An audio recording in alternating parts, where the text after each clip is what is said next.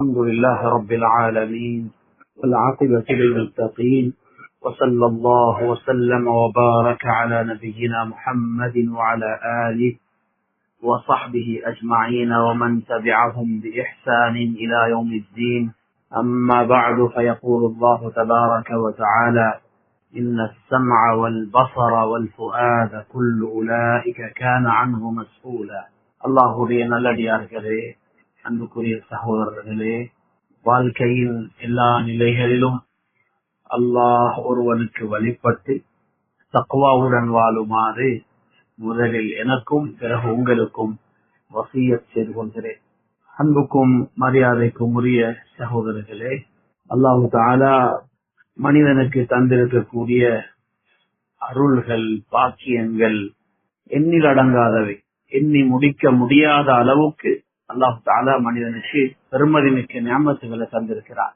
அவற்றில் மிக பெருமதி மிக்க, விலை சொல்ல முடியாத, பலமான, ஆச்சரியமான ஒரு நியமத்து தான் அல்லாஹு தஆலா நமக்கு தந்திருக்கக்கூடிய பார்வை. பார்வை என்பது அல்லாஹ்வுடைய ஆச்சரியமான ஒரு படைப்பு. இந்த பார்வை என்ற சக்தி நமக்கு இருக்கிற வரைக்கும் நாம் நம்முடைய இந்த உலகத்தின் அழகை பார்க்கிறோம், நம்முடைய குழந்தைகளை பார்க்கிறோம், மனைவிமார்களை பார்க்கிறோம், நம்முடைய நண்பர்களை பார்த்து பேசுகிறோம். இந்த பார்க்கிற சக்தி இல்லாமல் போய்விட்டால் நம்முடைய அன்பு குழந்தைகளையும் பார்க்க முடியாது, நண்பர்களை பார்க்க முடியாது, உலகத்தின் அழகுகளை எல்லாம் நாம் பார்க்க முடியாது. சாப்பாட்டை வாயில் வைக்கிற வரைக்கும் அது என்ன என்பது நமக்கு தெரியாமல் போய்விடும்.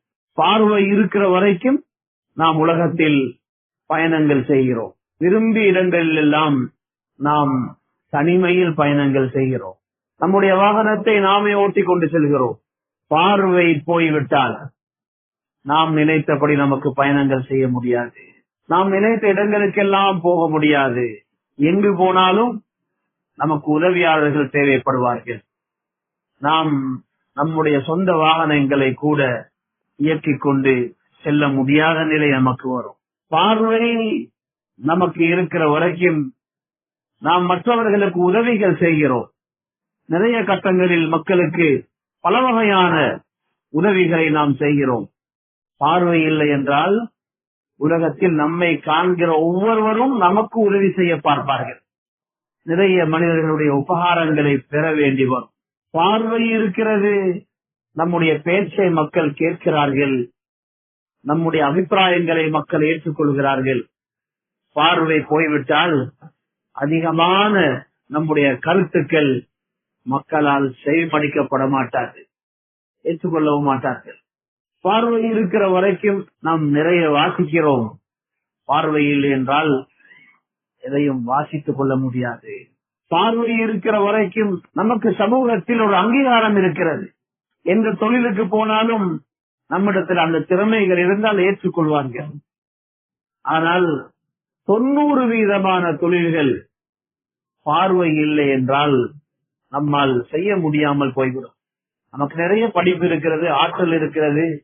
ஆனால் அந்த ஆற்றல்களை உபயோகிப்பது என்பது நம்முடைய பார்வையில் தங்கி இருக்கிறது. பார்வை போய்விட்டால் நம்மில் எத்தனையோ பேர்களுக்கு பல வருஷங்கள் செய்த தொழில்கள் கூட போய்விடும். இதையெல்லாம் நாம் எப்பொழுதாவது ஞாபகம் செய்து நினைத்து பார்ப்பது இல்லையா? நினைத்து பார்த்தால் அல்லாஹ்வுடைய விலை மதிக்க முடியாத ஒரு அருளை நாம் அனுபவித்துக் கொண்டிருக்கிறோம் என்பதை நாம் புரிந்து கொள்ளலாம். நமக்கு இப்பொழுது நேரம் தெரியும். பார்வை இருக்கிறதுனால் நமக்கு நேரம் தெரியும். பார்வை இல்லை என்றால் வாழ்க்கையில் இரவும் பகலும் சமமாகிவிடும். எங்கு போனாலும் இருட்டே இருட்டு. வெளியில் எவ்வளவு வெளிச்சம் இருந்தாலும் அது அவருக்கு பயனளிக்க மாட்டாது. கண்ணில் வெளிச்சம் இல்லாத வரைக்கும் உலகத்தில் எவ்வளவு வெளிச்சம் இருந்தாலும் உலகம் இருளாகத்தான் தெரியும். அன்பான சகோதரர்களே, நம்முடைய கண்களில் அல்லாஹ் வெளிச்சத்தை தந்து, இந்த பார்வையை தந்து இவ்வளவு இன்பங்களையும் சந்தோஷங்களையும் அனுபவிக்க வைத்திருக்கிறார். பார்வை போய்விட்டால் உலகத்தின் இன்பங்களில் 2/3 பகுதிகளை விட அதிகமான இன்பங்களை மனிதன் அனுபவிக்க தவறி விடுவான். சாப்பாட்டில் இருக்கிற ருசி கூட குறைந்துவிடும். அல்லாஹு தாலா நமக்கு தந்திருக்கக்கூடிய இந்த பார்வையின் பாக்கியத்தை மரணம் வரைக்கும் நிரந்தரமாக வைப்பானாக. அன்பான சகோதரர்களே, இது ஒரு ஆச்சரியமானது, பலம் வாய்ந்தது. 20 வருஷங்களுக்கு முன்னால் கண்ட ஒரு மனிதரை நினைத்து பாருங்கள், அல்லது ஒரு 10 வருஷங்களுக்கு முன்னால் நாம் சந்தித்த ஒரு மனிதரையோ ஒரு குடும்பத்தையோ அல்லது நாம் கண்ட ஒரு நிகழ்வையோ யோசித்து பாருங்கள். அப்படியே நமக்கு முன்னால் வந்து நிற்கும். அந்த முழு செய்திகளும் முழு சம்பவமும் நமக்கு முன்னால் வந்து நின்றுவிடும். மீண்டும் ஒரு தடவை நமக்கு அதை பார்க்கலாம். இது எப்படி வந்தது? நம்முடைய பார்வைகள் நாம் வாழ்க்கையில் பார்த்த ஒவ்வொரு காட்சிகளையும், நாம் சமூகமளித்த ஒவ்வொரு சம்பவங்களையும் அப்படியே பதிவு செய்து வைத்திருக்கின்றன. நிறைய விடயங்களை நாம் தற்காலிகமாக மறந்திருக்கிறோம். ஆனால் தேவையான நேரத்தில் அது நம்முடைய கண்களுக்கு முன்னால் வந்து அப்படியே நின்று விடுகிறது.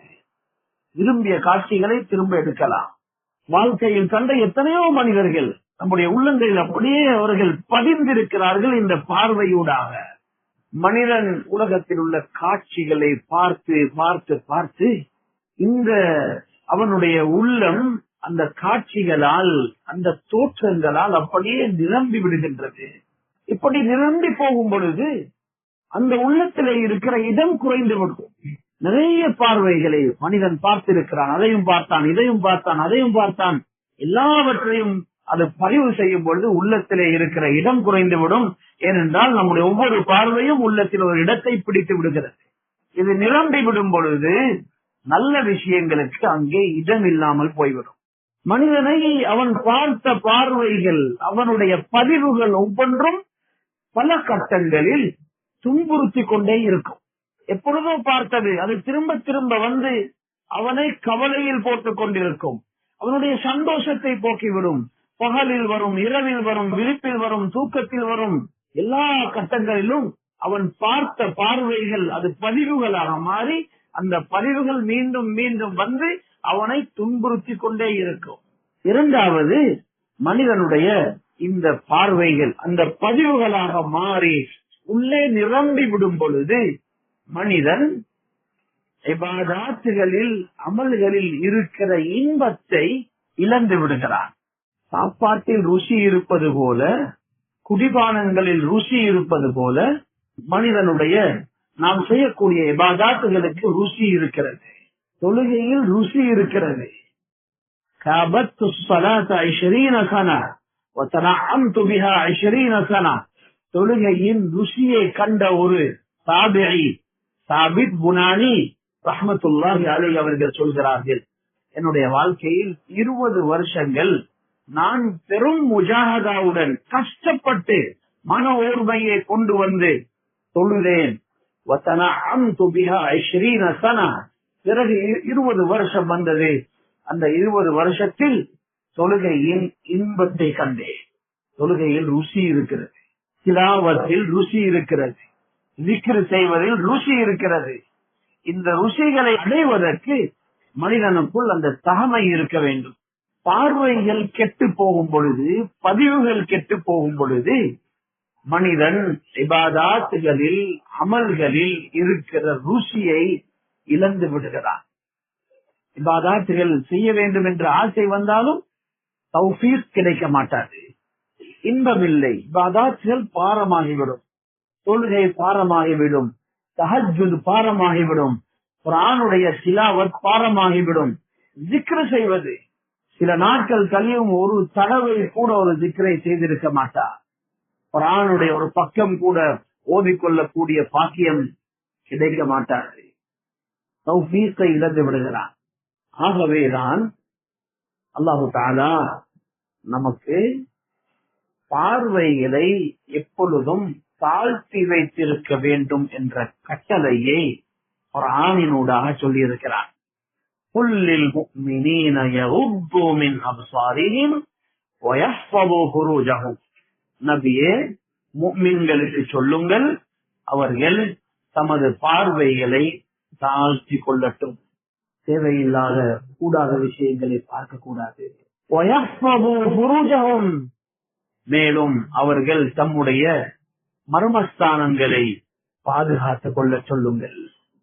ذلك أزكى لهم يعني ذلك أزكى لهم أي لقلوبهم.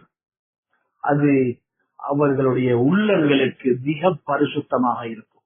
உள்ளங்களை சுத்தமாக வைத்திருக்க வேண்டும் என்று விரும்புகிற முஃமின்கள் செய்ய வேண்டிய முக்கியமான ஒரு காரியம்தான் அவர்களுடைய பார்வைகள் தாழ்ந்து இருக்க வேண்டும். பார்வைகளை கட்டுப்படுத்திக் கொள்ள வேண்டும். நபியுல்லாஹி ஸல்லல்லாஹு அலைஹி வஸல்லம் அவர்கள் சொல்கிறார்கள், அன்-நظر سهم مسموم من سهام الشيطان. மனிதனுடைய பார்வை என்பது ஷைத்தானுடைய நஞ்சு பூசப்பட்ட அம்புகளில் ஒரு அம்பு. ஒரு அம்பு நம்மை தாக்கினால் அதுவே ஆபத்தானது. அதில் நஞ்சு பூசப்பட்டிருந்தால் அதனுடைய ஆபத்து இன்னும் பல மடங்காகிவிடும். ஷைத்தானுடைய நஞ்சு பூசப்பட்ட அம்புதான் மனிதன் பார்க்கக்கூடிய தவறான பார்வைகள். மன் தரகஹு ஹௌஃபன் லில்லாஹ், அல்லாஹ்வுக்கு பயந்து ஒரு தவறான பார்வையை பார்க்கிற சந்தர்ப்பம் வரும் பொழுது அல்லாஹ்வுக்கு பயந்து, என்னுடைய ரப்பு என்ன பார்த்து கொண்டிருக்கிறான், நான் இதை பார்க்க கூடாது என்று அல்லாஹ்வுக்கு பயந்து அந்த கெட்ட பார்வையை விட்டு பார்வையை தாழ்த்தி கொண்டால், அதை பார்ப்பதை விட்டு விட்டால், அஸாபஹு ஈமானன் யஜிது ஹலாவதஹு ஃபீ கல்பிஹி, அல்லாஹ் தஆலா உலகத்திலேயே அந்த முஃமினுக்கு ஒரு பரிசு கொடுப்பார். அது என்ன பரிசு என்றால் சொன்னார்கள், அவனுக்கு ஈமான் என்ற ஒரு பரிசை கொடுப்பார். அதனுடைய ருசியை அவர் உள்ளத்திலே காண்பார். அல்லாஹ் தஆலா எங்கள் எல்லோருக்கும் அந்த ருசியை தருவானா. அன்பான சகோதரர்களே, இபாதத்துகளை ருசிக்கிற இன்பத்தை நாம் இழந்திருக்கிறோம். பிரதானமான காரணம் இந்த அம்பினால் நாம் தாக்கப்பட்டிருக்கிறோம். இந்த காலத்தை பொறுத்தவரையில் இந்த காலத்துடைய மிக பெரும் போராட்டங்களில் ஒன்றுதான் பார்வைகளை தாழ்த்துவது என்பது. ஆரம்பத்தில் இந்த போராட்டம் கடும் கஷ்டமாக இருந்தாலும் பழகிவிட்டால் இன்ஷா அல்லாஹ் இதனுடைய இன்பத்தை காணலாம். வாலிபத்தில் சில கட்டங்களில் மனிதனுக்கு சில ஆசைகள் மிக பலமாக வரும். அந்த நேரங்களில் ஒரு மனிதன் தன்னை கட்டுப்படுத்திக் கொள்கிற அந்த தன்மையை, அந்த பக்குவத்தை அவன் உருவாக்கிக் கொள்ளவில்லையானால் வயோதிபத்திலும் அவன் தன்னுடைய கண்களை கட்டுப்படுத்திக் கொள்ள மாட்டான். 60 வயதாகிவிட்டது, அவனுக்கு ஆபாசங்களை பார்ப்பதற்கு எந்த தேவையும் இருக்க மாட்டாது. ஆனாலும் அவனால் தன்னுடைய கண்களை கட்டுப்படுத்திக் கொள்ள முடியாமல் போ. மிக பெரும் ஒரு முஜாஹதா செய்து, நஃப்சுடன் போர் செய்து இந்த பக்குவத்தை உருவாக்கிக் கொள்ள வேண்டிய தேவை இருக்கிறது. அந்த பக்குவம் உரிய காலத்தில் உருவாக்கப்பட வேண்டும். நம்முடைய உடலுடன் ஒப்பீடு செய்யும் பொழுது நம்முடைய கண்கள் மிகச்சிறியது. இந்த கண்களை கையில் எடுத்து, அந்த 2 பந்து போன்று இருக்கக்கூடிய 2 பால்ஸ், அதை கையில் எடுத்து அதை அப்படியே கசக்கி விட்டால் அதற்குள் எதுவும் இல்லை, வெறும் தண்ணீர் தான். அதிலிருந்துதான் இப்படிப்பட்ட ஒரு சக்தியை அல்லாஹ் வெளிப்படுத்தி இருக்கிறான், வெளிச்சத்தை தந்திருக்கிறான். இந்த 2 சிறிய உறுப்புகள் நம்மை மேய்க்க கூடாது. அந்த கண்களுக்கு நாம் அடிமையாகிவிடக் கூடாது. மனிதன் இந்த கண்களை கட்டுப்படுத்திக் கொள்ள முடியாத ஒரு நிலை உண்டாகிவிட்டால் சில பொழுது இந்த கண்கள் அவனுடைய இவ்வளவு பெரிய உடலை பாதையில் கேவலமாக இழுத்து செல்லும். அவனுக்கே தெரியாது நான் என்ன செய்து கொண்டிருக்கிறேன், நான் இவ்வளவு உயர்ந்த அந்தஸ்தில் உள்ளவன், என்னுடைய படிப்பு என்ன, என்னுடைய அறிவு என்ன, நான் எவ்வளவு நல்ல குடும்ப பின்னணி உள்ளவன், நான் எவ்வளவு பெரிய இபாதத்தாளி, என்னை பற்றி மக்கள் எவ்வளவு நம்பிக்கை வைத்திருக்கிறார்கள், எத்தனை பொறுப்புகள் இருக்கிறேன், அத்தனையையும் அவன் மறந்து விடுவான். இந்த கண் அவனை உலகத்தில் சீரழித்து விடும். அந்த அளவுக்கு பலத்தை, நம்முடைய கடிவாளத்தை கண்களுக்கு கொடுத்து விடக்கூடாது. இதை கட்டுப்படுத்திக் கொள்வோம். எப்பொழுதெல்லாம் தவறான விடயங்களை பார்க்கிற சந்தர்ப்பம் வருகின்றனவோ நாம் நினைக்க வேண்டும், அல்ஹம்துலில்லாஹ், ஈமானுடைய சுவையை அடைவதற்குரிய சந்தர்ப்பம் எனக்கு கிடைத்திருக்கிறது. பார்வையை கீழே போட்டுக் கொண்டால் அல்லாஹு தாலா எனக்கு ஈமானுடைய சுவையை தரப்போகிறான். பார்வையை கீழே போடுவதற்கு ஒரு சந்தர்ப்பம் எனக்கு கிடைத்திருக்கிறது. ஒரு காலம் இருந்தது, மக்களுடைய கண்களுக்கு பாவங்கள் அதிகமாக தெரிபடவில்லை. எப்பொழுதோ இருந்து நின்று சில காட்சிகளை காண்பார்கள். அந்த கட்டங்களில் தான் அவர்கள் பார்வையை தாழ்த்த வேண்டும். ஆனால் இன்று உலகம் மாறிவிட்டது. போகிற இடங்களில் எல்லாம் மனிதன் விரும்பியதை பார்க்கிறதுக்கான ஏற்பாடுகள். இந்த கட்டத்தை ஒரு சாரார் நினைக்கலாம், நம்முடைய ஈமானை பாதுகாத்துக் கொள்ள முடியாத ஒரு நிலை துனியாவுக்கு வந்திருக்கிறது என்று நினைக்கலாம். ஆனால் இதை சரியாக யோசித்தால் அல்ஹம்துலில்லாஹ், இந்த பாவங்கள் உலகத்திலே வரக்கூடாது. நம்மை மீறி நாம் விரும்பாமலே இவையெல்லாம் வந்து விட்டன. ஆனாலும் இது நம்முடைய ஈமானை பறிகொடுக்கிற காலம் அல்ல. ஈமானை கூட்டிக் கொள்வதற்கு, ஈமானுடைய சுவையை அனுபவிப்பதற்கு அல்லாஹ் ஒரு சந்தர்ப்பத்தை தந்திருக்கிறான். நான் என்னுடைய பார்வையிலே கீழே போட போகிறேன் என்ற முடிவை எடுத்து பாருங்கள். இன்ஷா அல்லாஹ், நான் ஒரு படியில் காலை வைத்தால் அடுத்த படியில் ஏறுவதற்குரிய வாசலை அல்லாஹ் திறந்து தந்து விடுவார். நாம் இந்த பாதையில் ஈமானை அதிகரித்துக் கொண்டே செல்லலாம்.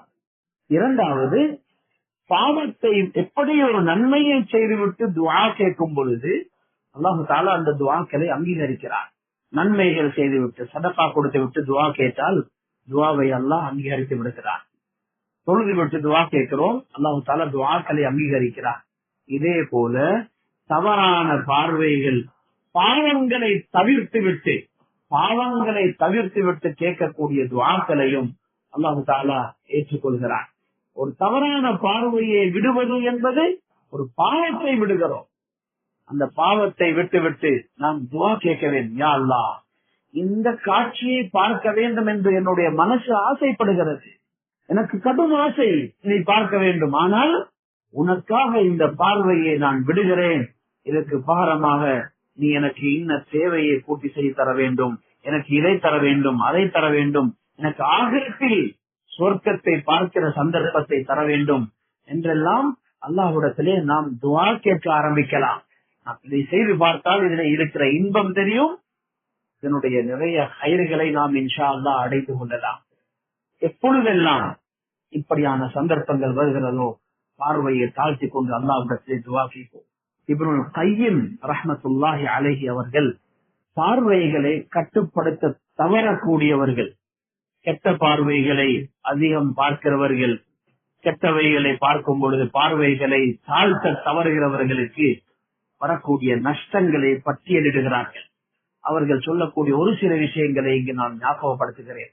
சொல்கிறார்கள், யார் தம்முடைய பார்வைகளை கட்டுப்பாடு இல்லாமல் மேய விடுவார்களோ, கண்டதையெல்லாம் விரும்பியதையெல்லாம் பார்க்க விட்டு விடுவார்களோ, அவர்களுக்கு அல்லாஹு தஆலா தொடரான நிரந்தரமான கவலையை சாட்டி விடுவார். அந்த கவலை உள்ளத்தை விட்டு போகவே மாட்டாது.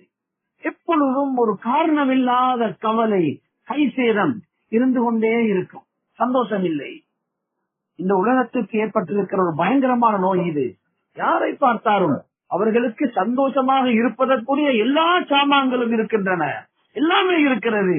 ஆனால் சந்தோஷம் மட்டும் இல்லை. வாழ்க்கையில் கவலை.